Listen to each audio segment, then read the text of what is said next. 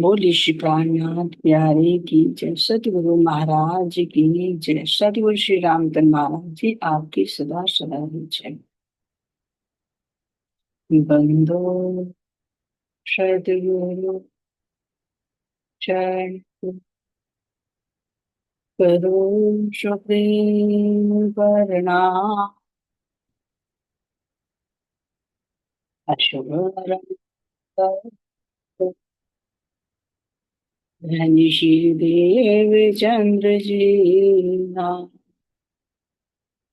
श्री प्राणीनाथ निज मूलपति श्री मेहराज शुभना। तेज कुंवर श्यामा मैं पल पल करूं पिया जी को पल पल करूं। बोली प्राणनाथ प्यारे की जो धाम के धनी की जो सदगुरु महाराज की जय। सतगुरु श्री रामचंद्र महाराज जी आपकी सदा सदा ही जय। प्राणाधार प्यारे सुंदर शाह जी, आप सबके धाम हृदय में विराजमान शोभायमान धाम धनी अक्षरातीत के लिए चरण वो दान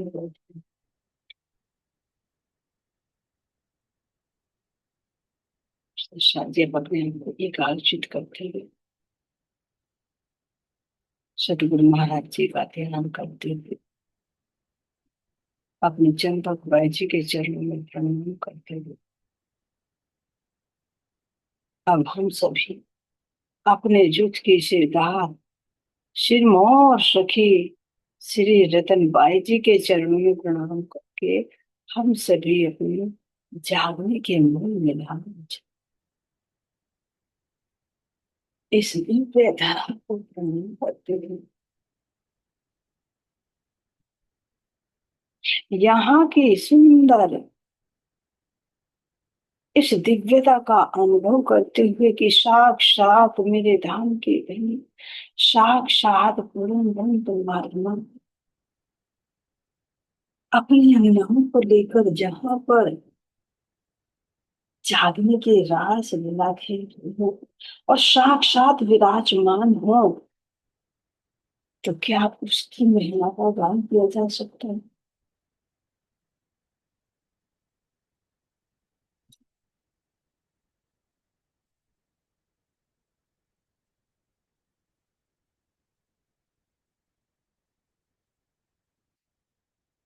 मेरे धाम धनी मेरे प्राण प्रिय तुम कैसे अपने सुंदर वाम में स्वरूप से इस उन्मत्त दरबार में विराजमान है, जो अति प्यारा अति सुंदर 12 थंबों से युक्त झिलमिलाता सिंहासन और इसी के नीचे तलहटी में मेरी इंद्रावती सखी सभी आत्माओं को अपने हृदय में लेकर परम धाम के वे अखंड सुख दान जिनको हम हमेशा लेते थे। मैं भी अपनी इंद्रावती के चरणों को पकड़कर यही बारंबार अर्जी हे सखी, आपको धाम धनी ने अपने शोभा अपना श्रृंगार अपना नाम सब कुछ दिया ताकि हम सब आत्माएं आपसे वो अखंड सुख प्राप्त कर सके जो धाम में धनी से। इसलिए मैं आपके चरणों में शीश रखकर यही विनती करती हूँ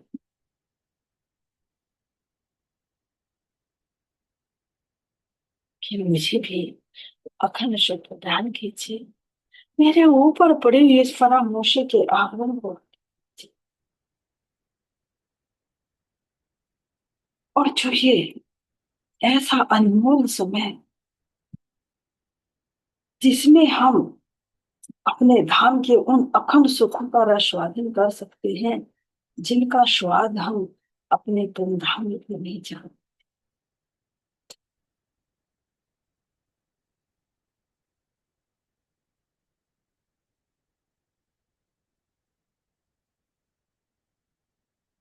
वो मिलन का एक आनंद भरा, प्रेम भरा अनुभव, जिस आनंद का कोई सा यानी कि एक अंग को देखकर उसी में हम जो है अटक अटक कर रह जाते, लेकिन उसके स्वाद से अनभिज्ञ थे। मेरे धाम के दुल्हा अब अपने एक एक अंग का वो आनंद प्रदान कीजिए, जिस कारण ये खेल बना, जिस कारण हम सबको मूल मिलावन उठाकर ये फरामोशी का प्रत्याग किया। अब उस लक्ष्य को पूरा करते हुए अपनी आत्मा जागृत करें। और वो ही प्रेम रूप में लेता है, वो ही शीतल शीतल मंद मंद सुगंधित, जो जहां से भी जाती वहीं से हर प्रकार की खुशबू को अपने अंदर समाहित करते हुए जगह जगह वितरित करती चली जाती। हालांकि तो मेरे धाम की ये खुशबू भी चेतन है, जैसे पवन चेतन है जो श्वेता बहती रहती है, ऐसे ही ये सुगंधि भी चेतन है।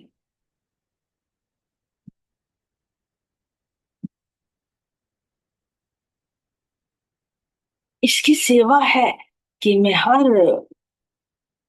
किसी को धनी के हृदय में निहित जो अनंत सागर है, उन सागरों की जो खुशबू है, उस खुशबू को मैं सब जगह अरस परस करूं। यही इसकी सेवा है।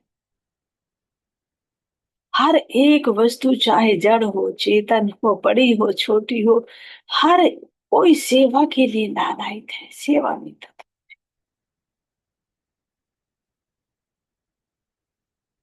इस सुगंधि की भी यही सेवा है कि ये इस पवन के साथ लगकर जगह जगह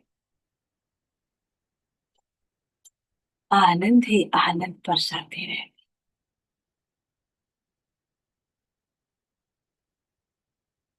और ये पवन इसके साथ लगकर और भी मदमस्त हो जाती है।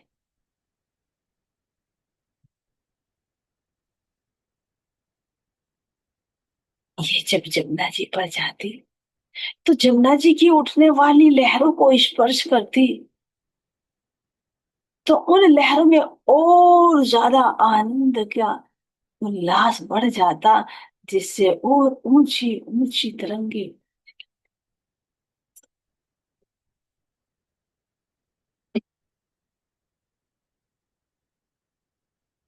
जब यही पवन इस खुशबू को लेकर पहाड़ पर आए हुए इन बड़े वन के वृक्षों से आकर टकराते, तो झूला झूलती हुई सखियों को कैसे ये पवन स्वहते ही झूला झूला।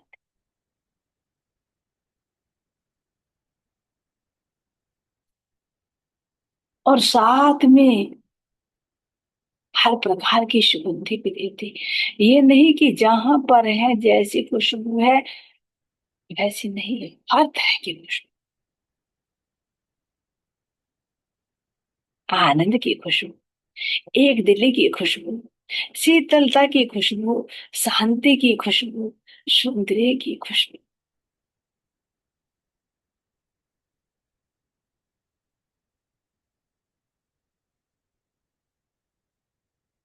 पाल पर आए हुए वृक्षों की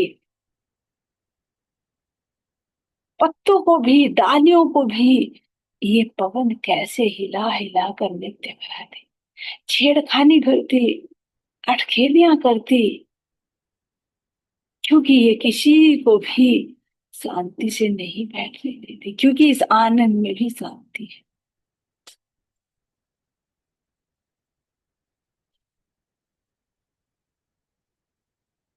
ये पवन भी इतराते, इठलाते, मस्ती करती हुई,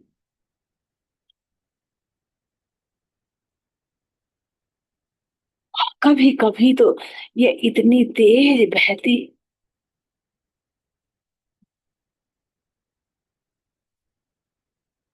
कि जब हम सब सखियां अपने जमुना जी में जल क्रीड़ा करके वापस आते रेती में, तो रेती उड़ उड़ कर कैसे हमारे अंग पर, तंग पर बैठ जाती।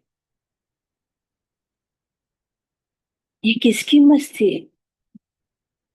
ये इसी पवन की मस्ती है।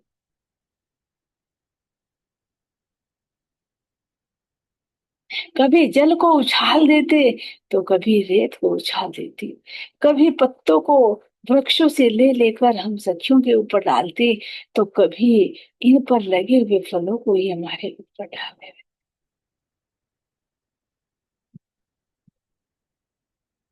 ये क्या है?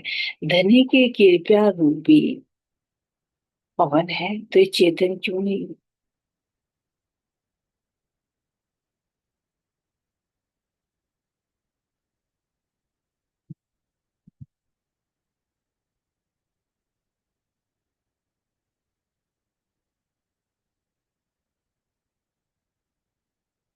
इसे देखिए तो सही,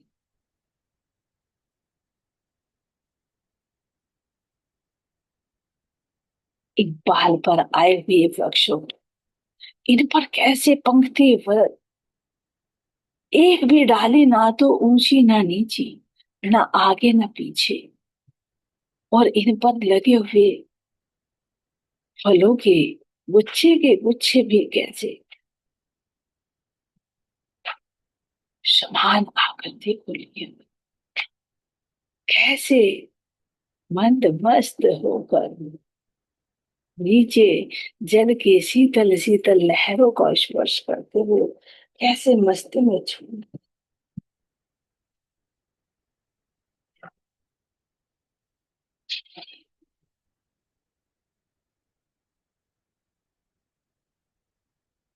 इसे छोड़ने के आनंद को देखे, तो जब हम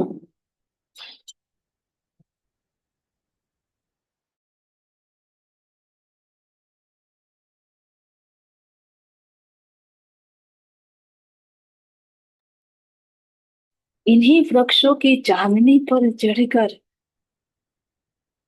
अपने इन 7 वनों की चांदनी को देखते, और चांदनी को देखते देखते पट पीपल की चांदनी पर आते, तो चांदनी से चांदनी की यहाँ पर कितनी हमारी लीलाएं होती, उन लीलाओं का वर्णन नहीं किया जा सकता।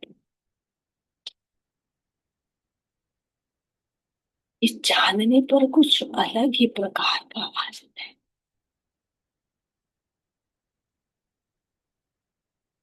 जो हमारी जमुना जी आई है, उसका जो ताल आया है, इस ताल के चारों तरफ की सुंदर शोभा को देखे तो बड़ा ही सुंदर नजारा। दोनों पालों की तरफ तो 5-5 फुट ऊंचे वृक्ष, और दाएं बाएं जल के ऊपर आए हुए दोनों पूरी माहौल, इन सब की चांदनी बिल्कुल बराबर, एक रूप।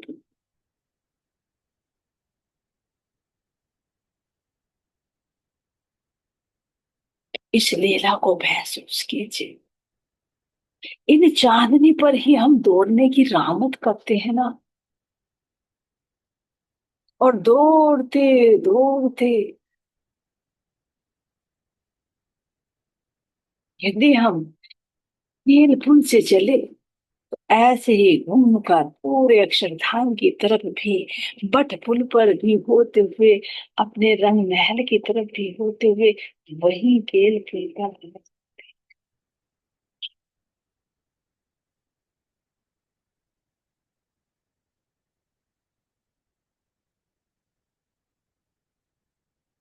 और अगर बट पुल से चले तो सीधे जो 5 वृक्षों की हारे आई हुई है, इसकी चांदनी से चलते चलते सीधे अपनी सुंदर बट पीपल की चौकियों की चांदनी पर आ जाते हैं।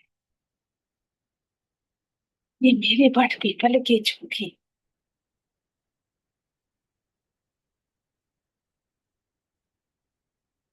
जिसकी अति सुंदर, अति मनमोहक,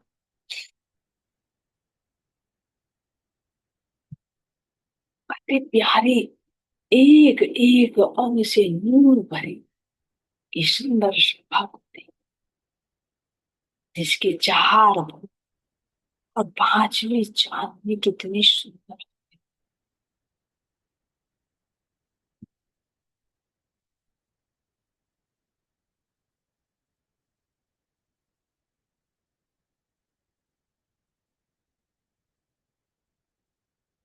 ये सखी, इस बट पीपल की चौकियों में, हर भवन में, चाहे प्रथम भवन हो, चाहे मध्य की भवन हो, और चाहे इसकी चांदनी, इन पर अलग अलग प्रकार का आनंद है। यदि प्रथम भवन की बात करें, तो प्रथम भवन पर बहती हुई नहरें, चाहे बच्चे, इनकी सुंदर शोभा को तो देखिए।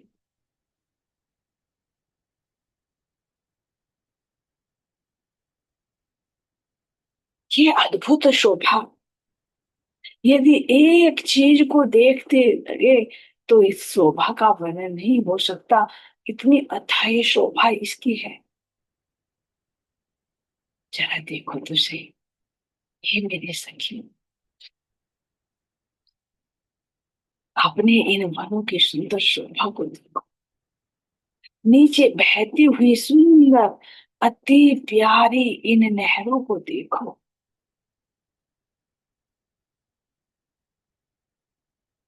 इनके सुंदर बाल, बाल पर बिछी हुई गिलम, सिंहासन, कुर्सियां, इस जल के ऊपर सुंदर महल, जिससे हम आ जा सकते हैं।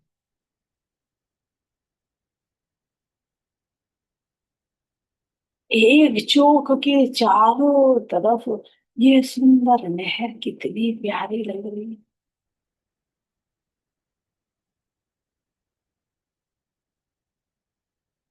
और इस बगीचे में इन नहरों से उतरती हुई सुंदर 3 3 सीढ़ियां, बिल्कुल मध्य के चबूतरे के सामने ही।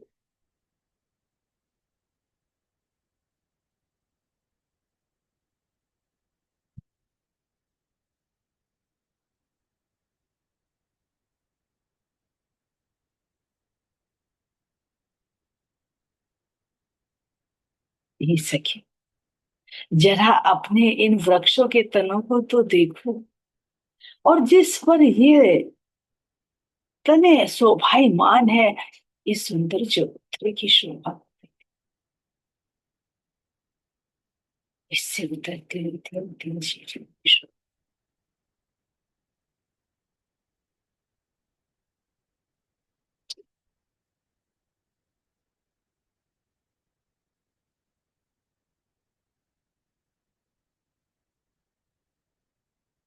इन पर बिछी हुई गिलम, सीढ़ियों के दोनों तरफ चमचमाता हुआ सुंदर कठेड़ा, और जरा देखो तो सही, चबूतरे के इस पिठोर पर कितनी सुंदर चित्रकारी।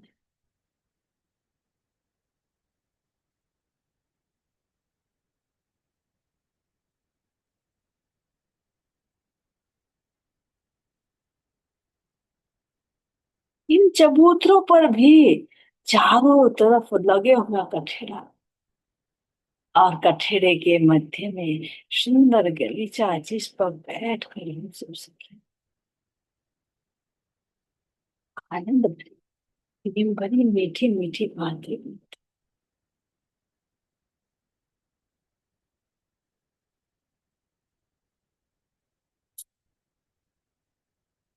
इस चबूतरे के ऊपर ये वृक्ष कितना सुंदर लग रहा है,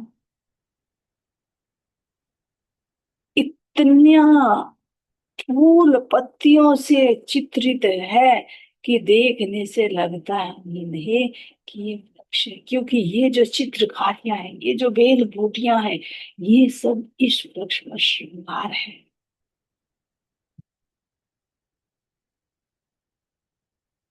ये सब ऊन का है, ऐसा नहीं कि लकड़ी का है, कोई ऐसा नहीं कि प्लास्टिक का आर्टिफिशियल बना दिया।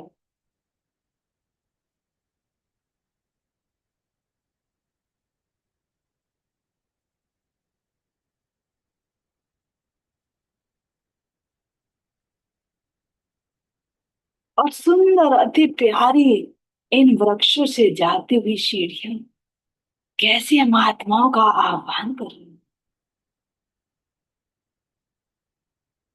ये दरवाजा स्वतः खुलता और स्वतः बंद हो जाता है। यदि हम ऊपर जाना चाहे तो इन सीढ़ियों से अंदर हम जाकर जानवी पर जा सकते हैं। नहीं तो यदि हम इसी भौम पर आनंद प्राप्त करना चाहते हैं तो ये सुंदर सुंदर जो झूले लटके हुए हैं, जो वृक्षों की सुंदर मेहराब है, उस मेहराब में ये अति प्यारे अति सुंदर झूले कितने सुंदर लग रहे हैं। पंक्तिबद्ध, कोई ना बड़ा कोई ना छोटा, एक रूप था बोलिए। चाहे दाएं से बाएं देखे, चाहे आगे से पीछे देखे, सुंदर इन झूलों की ही पंक्ति नजर आ।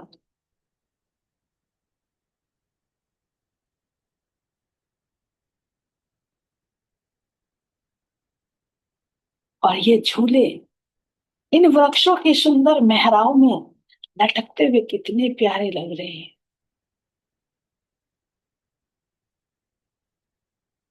और जब ये झूले अति मीठी आवाज करते हुए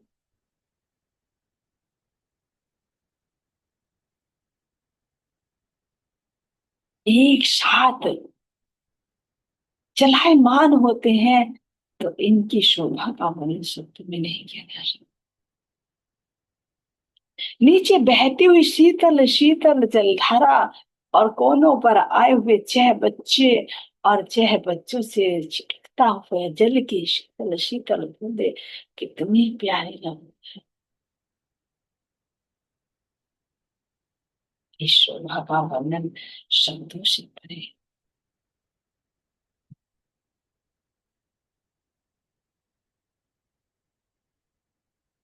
इन मेहराबों के ऊपर अति सुंदर नूरमयी गलीचा शोभाएं।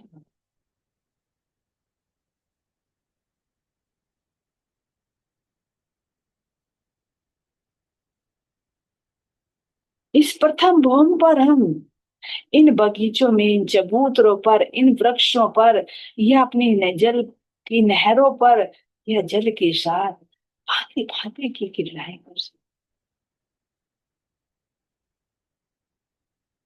और यदि दूसरी भूमि की बात करें तो दूसरी भूमि पर ये नहरें और चह बच्चे इनका आनंद नहीं मिल सकता।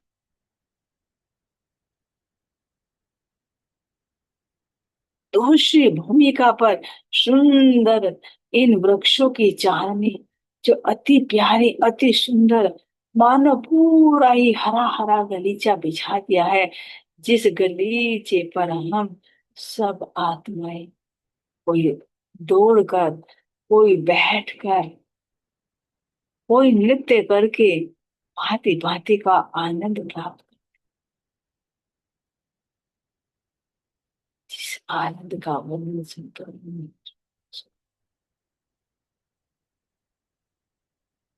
इस गलीचे के ऊपर तो केवल और केवल हरा ही हरा दिखाई देगा। लेकिन इस हरे रंग में भी भांति भांति के फूल, इन पत्तियों पर आई हुई चित्रकारी, इन चित्रकारियों पर जड़े हुए रत्न कितने सुंदर हैं।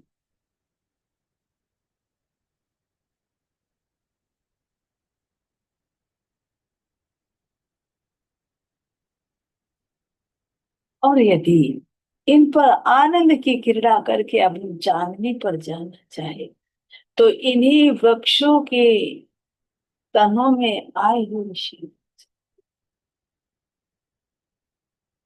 होम दर्द,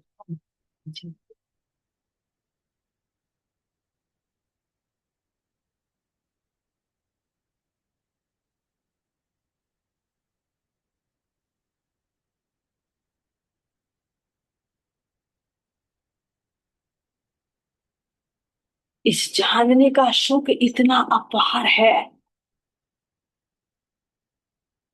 कि जिस चीज की शोभा को देखो वो अनंत है, अपार है। ये तो मेरे धाम के धनी मेहर करके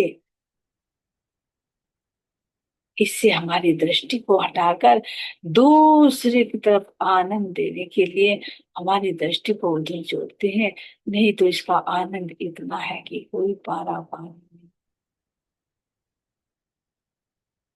भौमदार भौम चढ़ते हुए इन भौमों की सुंदर शोभा को देखते हुए खन खन की आवाज, मधुर आवाज करते हुए इन झूलों की सुंदरता को देखते हैं।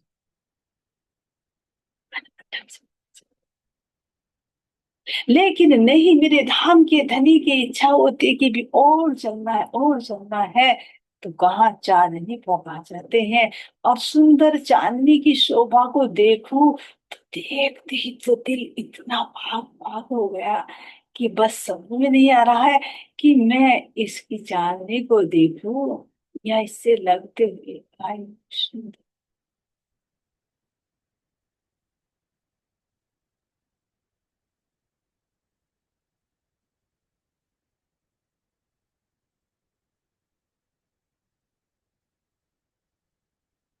इस चांदनी की चारों तरफ सुंदर कठेरा।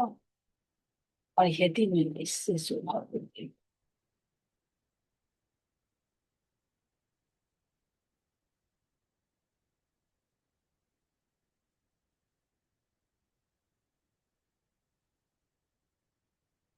इस चांदनी पर लहराते हुए, अटखेलियां करते हुए दो रंग महल की तरफ और दो रंग के वृक्ष,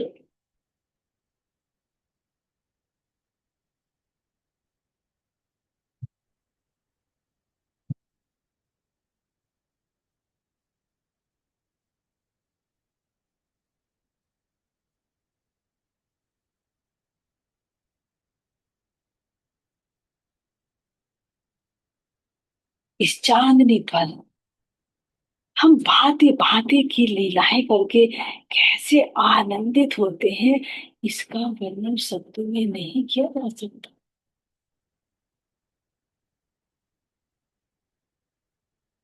कोई सखी गाकर, कोई सखी नृत्य करके,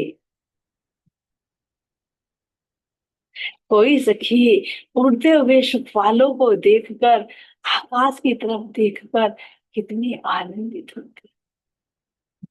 यहाँ का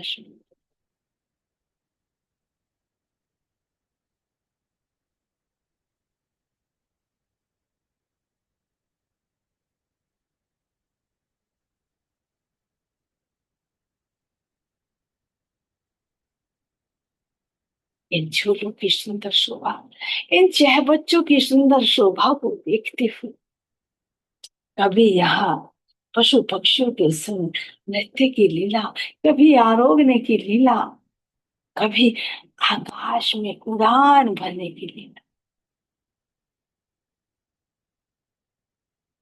और इतना ही नहीं, रंग महल के मंदिरों में भी आने जाने की सुंदर शोभा।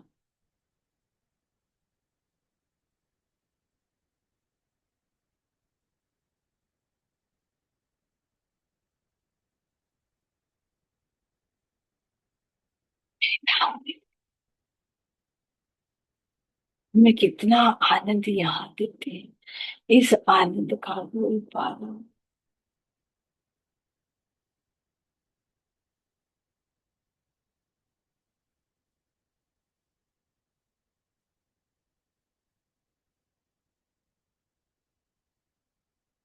अपने धाम धनी अपने प्राण वल्लभ के संग यहाँ पर रामते करके जितना आनंद प्राप्त होता है,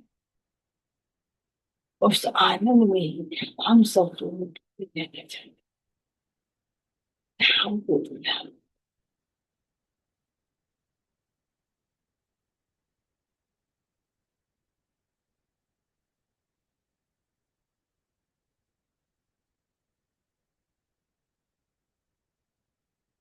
ये सखी, यहाँ की लीला अपरंपार है, अनंत है, बेशुमार है।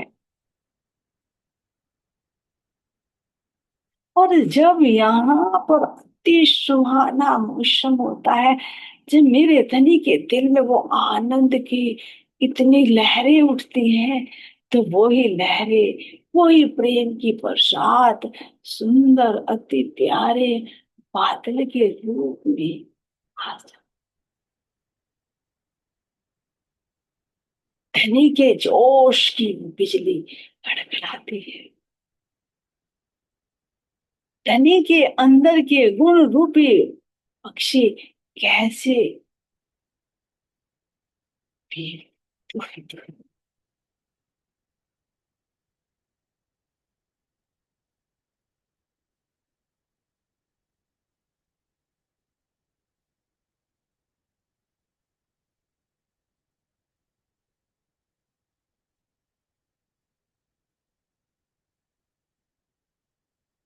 न सुना।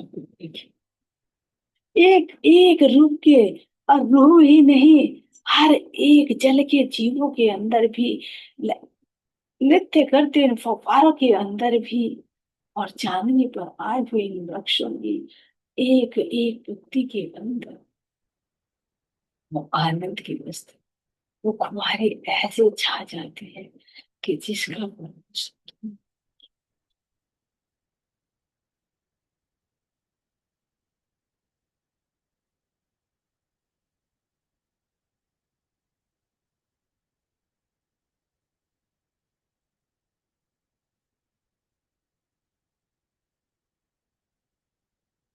और जब हम सब सखियां यहाँ पर, कोई दौड़ती है, कोई बैठती है, कोई एक दूसरे को पकड़ती है, ऊपर से गरजते गरजते हुए पर,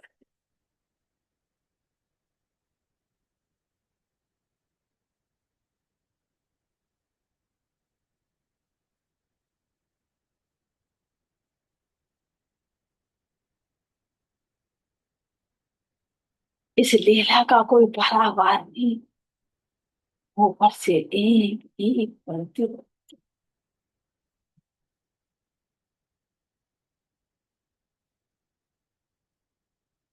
और जब सब रुए, यहाँ तक कि पशु पक्षी भी, और मेरे बालाजी मेरे प्रियतम भी, जब इस बारिश में भीग जाते हैं, तो उनके सुंदर सुगंधित खुले हुए घुंघराले इन लताओं से टपकता हुआ जल कितना सुंदर लगता है। जल की एक एक बूंद मेरे धनी के मुख पर ऐसे चमक रही है, मानो पूरा प्रकाश इसी जल की बूंद के अंदर है।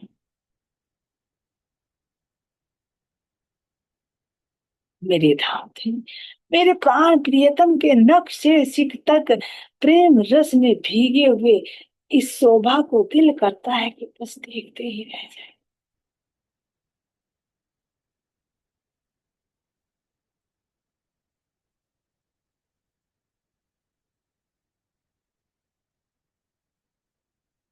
सुंदर शोभा को देखिए।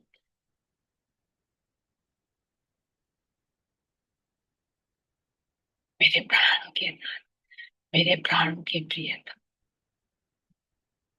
मेरे धाम के नाथ,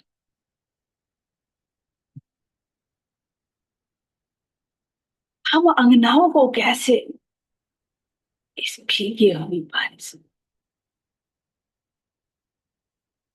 जब प्रेम भरी दृष्टि से देखते हैं तो एक एक अंग, एक एक वस्त्र और एक एक आभूषण की शोभा अपरंपार है।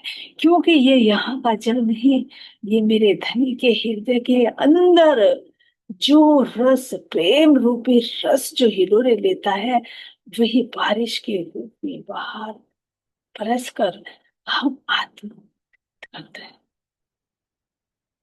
और इतना ही नहीं, यहाँ के पेड़ पौधे भी, पशु पक्षी भी इस प्रेम रस से सरोपार होकर इतने आनंदित होते हैं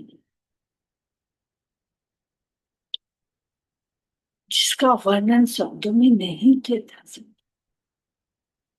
बस मैं अपने धाम धनी के चरणों में अपना सिर रखकर यही बारंबार अर्जी, मेरे धनी, मेरे धाम के दुल्हा, बस हम दोनों को इसी तरह अपने इस प्रेम रूपी जल से भिगो ले। ना चाहूं मैं कुछ रखे, ना चाहूं मैं खिताब खुदाए, इश्क दीजिए मुझे आप, मुझे यही शुभ, मुझे यही शुभ धाम। बस हमारे प्रेम भरी दृष्टि हम पर लगाए, यही आपकी अनुग्रह, आपके चरणों में अर्जी है, बारंबार अर्जी। जो दिया उसके लिए शुक्र, और आगे के लिए यही चरण अर्जी। प्राणात सतगुरु महाराज की जय। धाम के धन्य की जय। सतगुरु श्री रामचंद्र महाराज जी आपके सदा सुधाई जय। सर्व सुंदर प्रणाम।